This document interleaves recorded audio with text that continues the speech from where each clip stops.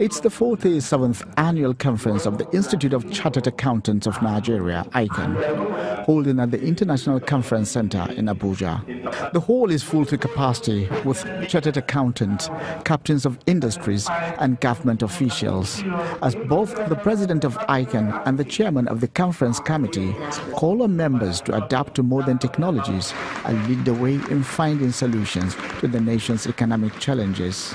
Visionaries never go out of style. So if we want to remain relevant, we have to adapt to the technological wave of the fourth industrial revolution.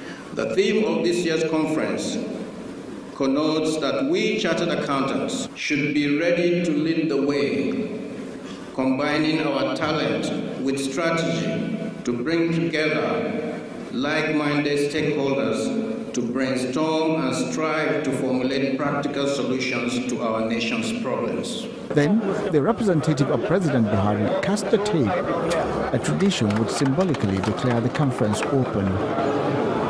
Next, the representative of President Buhari and the president of ICAN speak to the issues of cybercrime and the whistleblowing policy of the federal government. We are also calling on government to tweak their own whistleblowing policy to be whistleblowing in advance, not whistleblowing in the past. That will help to stop the issue of corruption in advance so that it doesn't happen.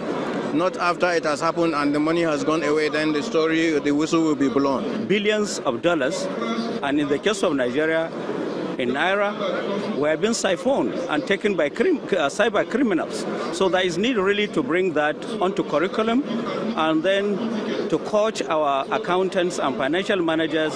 Over 4,000 ICAN members are attending the 47th annual conference in Abuja with the overall objective of helping to build the nation's economy.